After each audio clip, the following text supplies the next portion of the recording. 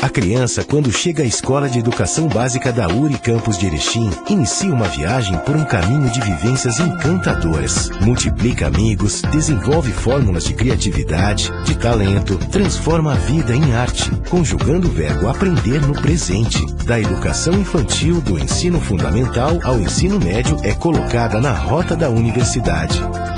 Escola de Educação Básica URI Campus de Erechim, uma escola com história. A todos que participaram da caminhada da URI Campus de Erechim no ano que passou, nossos agradecimentos e nossos votos de Feliz Natal e um próspero Ano Novo, na certeza de que juntos somos sempre mais. Informamos que estaremos em recesso a partir do dia 22 de dezembro, voltando às atividades normais no dia 3 de janeiro.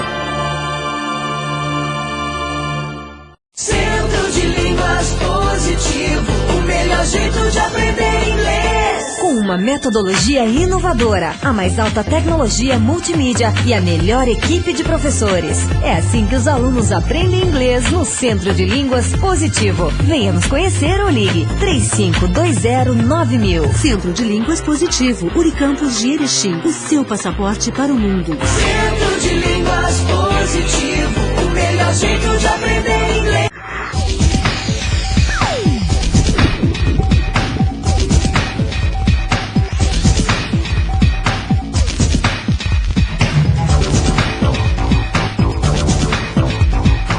Acadêmicos de enfermagem e alunos do técnico em enfermagem da URI estiveram mobilizados para debater a terapia intensiva, tema que norteou o 12º encontro de enfermagem do Alto Uruguai e o 9º encontro de acadêmicos de enfermagem.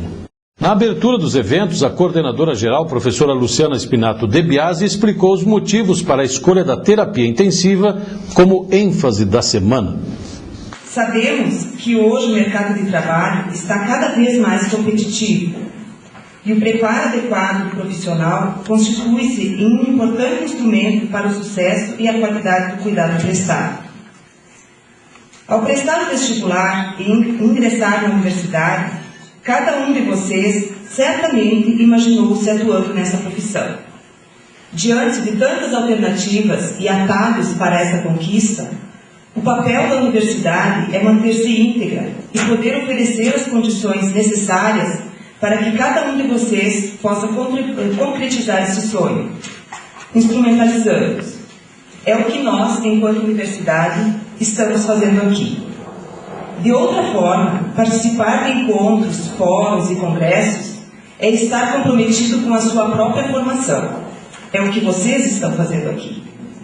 Pensando nisso, buscamos, neste 12º encontro de enfermagem do Alto Uruguai e 9º encontro de acadêmicos de enfermagem, através das atividades propostas, oferecer subsídios para incrementar a formação de profissionais reflexivos com consciência crítica e competência técnico-científica.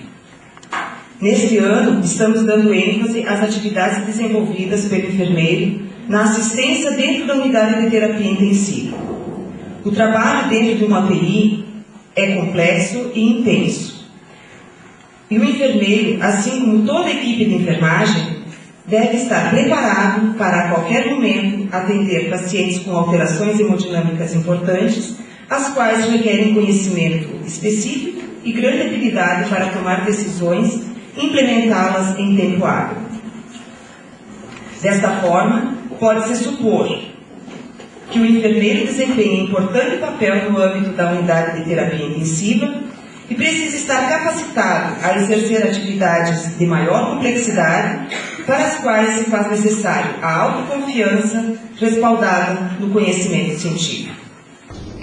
O diretor-geral, professor Luiz Mário Silveira Spinelli, salientou a importância dos cursos da área da saúde para a universidade e enalteceu a iniciativa em promover estes eventos. Eu acho que nós temos aqui na URI Campus de Erechim, nessa área da enfermagem, uma longa, histórica e bonita caminhada. Meus queridos acadêmicos, vocês que são a razão de ser de todo esse esforço, toda essa luta, né? Às vezes a gente organiza um evento. Eu fui coordenador de cursos 9 anos. organizei muitos eventos, fui coordenador de eventos também. Eu passei por todas essas fases com muito orgulho, muito carinho, e sei o quanto é trabalhoso, o quanto a gente precisa de serenidade, de calma, de força. Às vezes a gente acha que que as coisas não irão dar tão certas, que as dificuldades nos vencerão, mas a gente avança, acredita, busca entusiasmo nos colegas, nos alunos. Então eu quero que vocês, meus queridos acadêmicos, valorizem muito esse momento. São momentos simples. Para nossa alegria, professor Inani, as semanas acadêmicas, os encontros, os fóruns, os congressos, têm sido coisas da rotina da vida da instituição. E eu vi aqui 12º encontro. Quer dizer, nós falamos sempre 12º, 15º, 20º, alguns cursos mais antigos, o que prova que nós temos uma preocupação constante de fazer com que todos os anos, pelo menos uma vez, o curso realize um grande evento, um grande momento, uma parada para reflexão, para debater assuntos pertinentes à profissão, à área do conhecimento, enfim, para que haja essa interação, esse intercâmbio, para que tenhamos a oportunidade de ouvir pessoas que trabalham fora da instituição, que trazem exemplos, que trazem novas tecnologias, que nos trazem novos conhecimentos, enfim, que trocam informações e que também aproveitam, por que não, esse espaço para levar alguma coisa em troca, porque infelizmente hoje a qualidade dos nossos cursos pode oferecer isso às pessoas que vêm de fora. Alguns palestrantes também destacaram o trabalho do enfermeiro dentro das unidades hospitalares. Por que é importante o enfermeiro conhecer também a área da cardiologia? As doenças cardiovasculares são atualmente a maior causa de mortalidade no mundo. E especialmente em pronto-socorro, em UTI, as condutas têm que serem rápidas e eficientes. Então a gente precisa ter muita rotina de trabalho. As coisas não crescem, o atendimento não melhora com grandes diagnósticos, grandes elucubrações diagnósticas. O que a gente precisa ter é rotina para que o trabalho funcione de maneira eficiente. E nisso o papel do enfermeiro é fundamental. Em qualquer setor do hospital, inclusive na UTI. Principalmente na UTI, principalmente na emergência, o trabalho do enfermeiro é fundamental, porque é ele que vai ser o vetor dessas rotinas que vão ser estabelecidas. Quer dizer, cada serviço tem que ter suas rotinas, tem que ter a sua rotina para atender parada cardíaca, tem que ter a sua rotina para atender o acidente vascular cerebral, tem que ter a rotina para atender o infarto agudo do miocárdio. E é a precisão e a velocidade com que essa rotina é executada é que vai fazer o diferencial na taxa de mortalidade. O nosso papel é de extrema importância. Em qualquer área da saúde, nós temos uma importância, sim, significativa. E nas UTIs, essa importância é quase que fundamental, porque ele que fica ao lado desse paciente nas 24 horas é o enfermeiro, é o técnico de enfermagem. Então, é nós que primeiramente conseguimos ver e observar e detectar alguma anormalidade referente a uma piora dessa patologia do paciente. Então, é nós que vamos detectar e comunicar ao médico assistente ou ao médico plantonista da UTI para que sejam tomadas providências. Ou nós já começamos a tomar as devidas providências para recuperar e fazer com que haja uma evolução melhor desse estado do paciente e, ao mesmo tempo, chamarmos a assistência médica para juntos, a equipe junto, conseguir resolver o problema do paciente, conseguir com que ele melhore cada vez mais e evolua de uma maneira satisfatória, sem que haja tantas sequelas neurológicas, no caso que alguns pacientes podem apresentar, ou até mesmo minimizar essas sequelas. O 17º Fórum de Estudos das Ciências Jurídicas e Sociais trouxe para o debate temas relevantes relacionados ao direito. O fórum foi realizado entre os dias 18 e 21 de maio. O Salão de Atos recebeu um grande público formado por acadêmicos e profissionais do direito. Na abertura do evento, o fato foi destacado pelo presidente do Centro Acadêmico do curso, pela coordenadora e pelo diretor-geral do campus. lembraram o grande momento vivido pelo curso que está completando 18 anos. Hoje temos a oportunidade de algo que sempre nos é valioso, algo chamado conhecimento. É um tesouro buscado há muito tempo por muitas pessoas e que talvez seja aquilo de mais valioso que o ser humano possa adquirir. É conhecer, para poder transformar a sua vida, ser arquiteto da sua própria vida e transformar o mundo e o meio onde vive. Cada ano aprendemos mais, aperfeiçoamos um complexo de atos como se estivéssemos em um tribunal, em um teatro, em um espetáculo. Todos esses atos englobam os bastidores, a preparação, o espetáculo, os atores, os espectadores, as expectativas que cada um de nós e cada um de vocês depositaram no evento. Por tudo isso, o evento já é tradicional na universidade. A característica marcante do Fórum de Estudos é apresentar um hall de palestras com temas diversos, que possam contribuir para a formação dos participantes.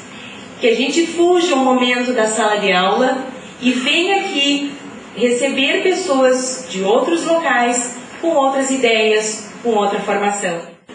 Isso realmente tem que nos orgulhar, isso tem que nos deixar felizes. E é por isso, certamente, que nós estamos aqui com esse salão cheio. É por isso que hoje nós temos a grande maioria dos nossos egressos, pessoas felizes, pessoas colocadas no mercado de trabalho, pessoas que nos orgulham, não só pela capacidade profissional, mas pela forma ética, pela forma moral como estão enfrentando essa difícil profissão que é a profissão do direito, seja em qualquer plano, seja como juiz, como promotor, como advogado, como delegado de polícia, como procurador, enfim, é difícil. A gente lida com as questões da sociedade, aquelas questões mais caras da sociedade, às vezes mais difícil que a própria saúde da gente. Uma conferência sobre o sistema prisional abriu o Fórum do Direito. O tema foi abordado pelo promotor Gilmar Bortolotto, de Porto Alegre. Segundo o promotor, que coordena a Promotoria de Justiça de Execução Criminal da comarca da capital gaúcha, a solução para o sistema prisional gaúcho é mais complicado do que se imagina, pois é preciso, primeiramente, criar 11 mil vagas imediatamente para amenizar a crise que atinge essa área. Para Bortolotto, o que precisa mudar quando se fala da realidade do sistema prisional é a forma de o Estado atuar nos presídios. A nossa ideia sobre o sistema é que ele pode funcionar melhor na medida em que o Estado se fizer mais presente, né, no interior dos estabelecimentos penais. Grande parte da situação de barbárie hoje do sistema carcerário nacional como um todo decorre disso, a ausência do Estado naquilo que diz com a execução da pena privativa. Nós temos alguns ensaios, né? É impossível falar sobre números, né? O que dá para dizer hoje é que a reincidência ela vem num índice acachapante, assim, para não dizer totalidade, ela chega a 70% a 80% em alguns estabelecimentos, né? Ou seja, o nosso fracasso na execução é evidente, né? Mas temos também iniciativas, né? São balões de ensaio, estabelecimentos muito pequenos, com um pessoal melhor treinado, em número suficiente, tem produzido baixíssimos índices de fuga e reduzidos índices de reincidência, né? Então, o que nós podemos fazer hoje nesse cenário é isso, alguns ensaios. Para fazer um trabalho que abrangesse o sistema como um todo, nós temos que recuperar décadas de tempo perdido, né? Construção de presídios poderia ajudar? Com certeza é um fator decisivo, né? Nós temos, a primeira coisa, aliás, né? Nós temos que terminar com superlotação. Superlotação é sinônimo de efeito massificação dos procedimentos, ou seja, a partir daí a gente perde a identidade dos indivíduos, né? Que é um fator básico para a execução da pena. Todo mundo quer que haja mais presídio, mas algumas cidades não querem que os presídios sejam construídos nas suas cidades. Como achar uma solução? Olha, em questões vitais para o Estado, eu acho que nem tudo pode ser perguntado para o cidadão, né? O Estado tem que chegar e fazer o presídio no município, né? Na proporção, vamos dizer assim, daqueles presos que ele produz, né? Ele tem que abrigar os seus presos. Então isso não é uma questão que, no meu modo de ver, possa ser discutida dessa forma, né? Querer ou não querer. Pode ser discutido onde fazer, por exemplo, como fazer, mas não ter ou não ter. Isso eu creio que o município não pode se dar o luxo de responder. É uma questão humanitária, é uma questão de segurança pública e é uma questão basicamente de civilidade. Eu quero insistir nessa tecla, né? O problema principal do sistema carcerário é que nós todos, sociedade, Estado, deixamos com que ele chegasse numa situação de barbárie. Então, o que nós temos hoje não pode servir de paradigma para nada. Nós temos que refazer tudo, começando pelas vagas novas, passando por retreinamento do pessoal que trabalha no sistema carcerário, introduzindo novas práticas na execução de pena e aí, para simplificar, né, para generalizar, fazer com que o Estado esteja presente lá, assim como ele está, né, da maneira que é possível aqui fora. Apesar de ser ainda jovem, com apenas 20 anos, e servir de modelo para muitos países, a lei eleitoral brasileira caminha para novas alterações. A opinião foi manifestada durante o Fórum do Direito pelo advogado Joel Cândido. Não deve surpreender o fato de 20 anos de um direito eleitoral aplicado na prática no Brasil, que ele já precise de reformas, porque os fatos se multiplicam diariamente e as leis não crescem com a mesma rapidez. Daí, de tempos em tempos, temos que amoldarmos a legislação, atualizarmos, aperfeiçoarmos, de preferência para melhor, para que ela consiga resolver o problema social, que é a sua finalidade. E o que precisaria mudar nesse momento? Como eu disse na conferência, eu sou partidário de uma consolidação das leis eleitorais. Eu mexeria na lei das inelegibilidades, na lei eleitoral, a lei dos partidos políticos nem tanto. Eu redigiria uma lei dos direitos políticos. Mas fundamentalmente nessas três, lei eleitoral, lei dos partidos políticos e lei das inelegibilidades. Não acredito nessas mudanças que o Congresso faz, pontuais, ocasionais e muitas vezes pressionado ao sabor de interesses e até mesmo esses projetos de iniciativa popular, que nada mais são do que manifestações políticas que o político parlamentar não tem coragem de dizer não, principalmente em ano de eleição. Ele vai ver se é boa ou não para o Brasil depois. Ele não quer ser contra, porque o veículo de comunicação vai criticá-lo, ele vai se jogar contra o agrupamento social e termina redigindo uma lei que não é boa. As nossas experiências não são boas em termos de lei eleitoral. O Brasil que teve o Código Eleitoral de 35, o próprio Código Eleitoral de 65, que está em vigor, embora derrogado, a lei das inelegibilidades são exemplos de bons textos legais. Agora, inúmeras dessas leis aprovadas pressas, normalmente às vésperas das eleições, têm nos criado problemas muito sérios. O da ficha limpa é uma delas? É uma delas. Eu não recomendo a ninguém ser contrário à ficha limpa. O deputado que tentou votar contra se arrependeu e ao chegar em casa tentou.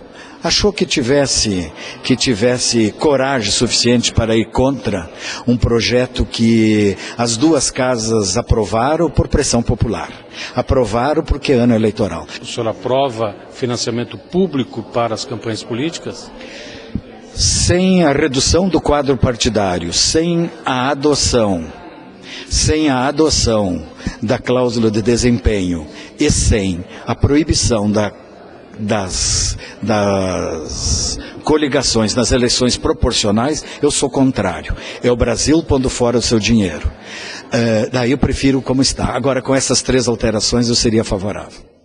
A professora Helena Maria Zanetti de Azevedo Orselli, da Fundação Universidade Regional de Blumenau, falou sobre a obrigatoriedade da visita por parte do genitor e as alternativas para minimizar as consequências pelo não cumprimento deste dever. O direito de visitas é um dever, sim, do genitor que não é o guardião, aquele que não está na convivência diária com a criança. Ele tem o dever de se fazer presente na vida dessa criança. É nesse sentido em que eu dou a ênfase, né, que é um dever. Eu costumo dizer aos meus alunos e enfatizar sempre nas aulas que o direito de família, principalmente, cada caso é um caso. A gente não pode generalizar. Então, cada caso deve ser tratado com as suas peculiaridades. Porque, além do direito, vai incidir, nesse caso, as questões de relacionamento, as questões de formação familiar, cultural, religiosa. Tudo isso influencia no momento de uma ruptura. O direito de visitas aí é muito importante o quê? A gente atentar para o fato de que o pai e a mãe eventualmente estão se separando ou nunca viveram juntos e vão regular o direito do filho de conviver com ambos. É óbvio que surgem atritos, mas os pais têm que relevar o fato de que eles foram amantes, digamos assim, no sentido bem ligado à palavra, e que hoje eles são pais da mesma pessoa, e relevar os seus sentimentos sempre pensando no interesse da criança. Sempre que surge alguma separação, as pessoas ficam muito magoadas, né? E isso não pode refletir no relacionamento dos pais com os filhos. Isso pode refletir só no relacionamento deles, mas eles não podem deixar isso refletir no relacionamento com o filho. O que eu quero enfatizar nesse trabalho é que quando o pai ou a mãe negligenciam nesse dever de permitir a visita por parte do guardião e de fazer a visita por parte do não guardião, cabe ao juiz tomar todas as medidas possíveis para garantir esse direito da criança, para que ela tenha essa convivência com ambos. De que forma que o juiz pode fazer isso? Ele pode, como eu disse, encaminhar para um psicólogo. O que o juiz pode fazer também é encaminhar esse casal para uma mediação, um trabalho conjunto feito através de advogados ou próprios psicólogos, para que os pais se entendam, ultrapassem o problema da separação e passem a pensar só no filho. E uma outra solução que a lei dá para esse caso do descumprimento do dever de visitas é a imposição de uma multa. Uma multa não no sentido de uma penalização. Você não foi visitar, então ou você não deixou visitar, então você vai sofrer uma sanção, pagar uma multa. Uma multa não que reverta em benefício da criança para ela enriquecer. A questão aí não é empobrecer o genitor nem enriquecer a criança, não é para isso que serve a multa. A multa no sentido de uma coerção. Eu vou visitar para não ter que pagar a multa. Eu vou visitar porque isso é importante. E essa multa então serviria para mostrar para a pessoa como é importante a presença dela na vida do filho. Então seria nesse sentido. E a gente percebe, fazendo uma análise nos tribunais de Santa Catarina, do Rio Grande do Sul, de São Paulo, que a imposição dessa multa acontece, ela tem acontecido. Outro tema abordado pelo Fórum foi sobre o direito desportivo no mundo globalizado. O tema foi explanado pelo advogado Eduardo Carlesso, egresso do curso de Direito da URI e hoje atuando como advogado de grandes clubes nacionais e até do exterior. Hoje a profissionalização dos advogados que atuam na área esportiva, ela representou e vem representando um ganho enorme, especialmente para os clubes de futebol, para atletas. Nós tínhamos no passado, até mais ou menos 7 ou 8 anos atrás, departamentos jurídicos que eram compostos por pessoas civilistas, ou seja, digamos, não eram especialistas na área. E o que aconteceu? Nós vimos inúmeras demandas judiciais, especialmente na área trabalhista, se transformarem em verdadeiras demandas de milhões. Por o quê? Por falta de especialidade, ou seja, quando você atua na área tributária, você tem que ser um tributarista, né? Quando você procura uma área criminal, tem que ser um criminalista. Agora, quando você trabalha com a parte esportiva, você precisa ter realmente um advogado especializado na área. E essa profissionalização, sem dúvida, ela foi fundamental hoje para a profissionalização do futebol brasileiro e, sobretudo, hoje nós temos no Brasil, quem sabe, um dos principais mercados dessa área no mundo. Hoje o Brasil está muito bem representado a nível de advogados esportivos. Por que que o nosso acadêmico precisa saber dessa área? Porque é um mercado em expansão que eles podem atuar? Sem dúvida é um mercado em expansão. Se nós imaginarmos aí que nós temos pela frente Copa do Mundo e Jogos Olímpicos, né, você imagina que esses dois mega eventos demandam sim profissionais habilitados. E a gente já sente que nesse atual momento, já mesmo longe ainda dos Jogos Olímpicos da Copa do Mundo, já há um aquecimento do mercado para esses profissionais que atuam na área esportiva. Então, o acadêmico, né, aquele que gosta de futebol, porque naturalmente quem entra nessa área é porque gosta de futebol. Eu não fui diferente, né? Piranguista, colorado, enfim, eu falei, bom, nada melhor do que formado em direito trabalhar com futebol, e as coisas aconteceram. É muito importante nesse contexto hoje se aperfeiçoar com uma língua estrangeira, né? Inglês é fundamental, o espanhol é bem-vindo, mas o inglês hoje realmente é fundamental para quem vai trabalhar, e procurar ler bastante os livros específicos e fazer uma pós-graduação. Eu sempre creio que a pós-graduação na área é sempre um começo para tudo. Pelo teu currículo, dá para entender que os clubes também estão ávidos, estão necessitando desse tipo de atendimento. Isso também é uma coisa recente. Também. Se tu imaginares, aqui no Brasil nós temos uma situação totalmente peculiar a nível de futebol. Enquanto, por exemplo, na Europa, na Europa não existem os campeonatos estaduais, ou seja, você tem lá mais ou menos 80 clubes disputando as 4 principais divisões. Aqui no Brasil você tem esses 80 e um pouco mais disputando as 4 principais divisões, e tem mais 500 e poucos disputando estaduais, ou seja, é um mercado realmente muito grande. E eu falo aqui só de futebol. Tem o vôlei, tem o basquete, tem uma série de outras modalidades que também demandam esse profissional. Portanto, o mercado realmente ele é grande, né? E ele vem aos poucos. No futebol já está, digamos, bem estruturado, mas as outras modalidades engatinham um pouco. Então eu creio que, sem dúvida, há muitas oportunidades para quem queira se especializar no esporte, especialmente nessas modalidades que não seja futebol. A tutela de urgência foi outro tema tratado durante o Fórum do Direito. O advogado Eduardo Lamy, que atua na Universidade Federal de Santa Catarina, defendeu mudanças para tornar a justiça mais ágil. Hoje nós temos um Código de Processo Civil que foi feito durante a ditadura militar, um código que busca segurança, busca fazer com que o juiz tenha uma cognição, um desenvolvimento de processo lento, mas ao mesmo tempo seguro. Só que a nossa sociedade aumentou muito em complexidade, então nós temos hoje uma realidade forense que não demanda mais a busca por segurança tanto quanto ela demanda a busca por resultados. O que nós precisamos é de resultados.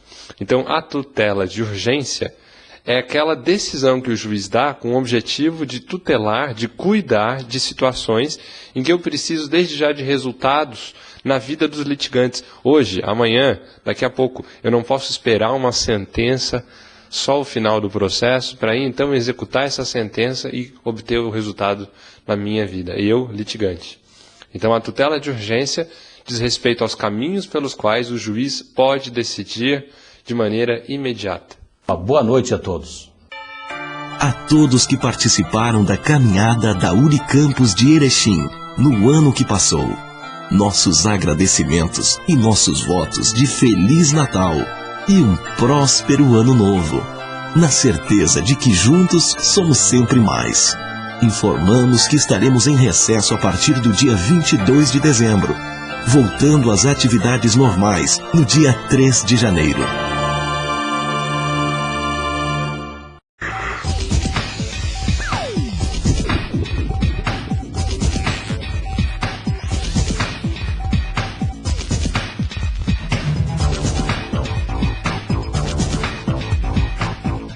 A criança, quando chega à Escola de Educação Básica da Unicampus de Erechim, inicia uma viagem por um caminho de vivências encantadoras. Multiplica amigos, desenvolve fórmulas de criatividade, de talento, transforma a vida em arte, conjugando o verbo aprender no presente. Da educação infantil, do ensino fundamental ao ensino médio, é colocada na rota da universidade. Escola de Educação Básica Unicampus de Erechim, uma escola com história. Centro de Línguas Positivo, o melhor jeito de aprender inglês. com uma metodologia inovadora, a mais alta tecnologia multimídia e a melhor equipe de professores. É assim que os alunos aprendem inglês no Centro de Línguas Positivo. Venha nos conhecer ou ligue 35209000. Centro de Línguas Positivo, Unicampus de Erechim, o seu passaporte para o mundo. Centro de Línguas Positivo, o melhor jeito de aprender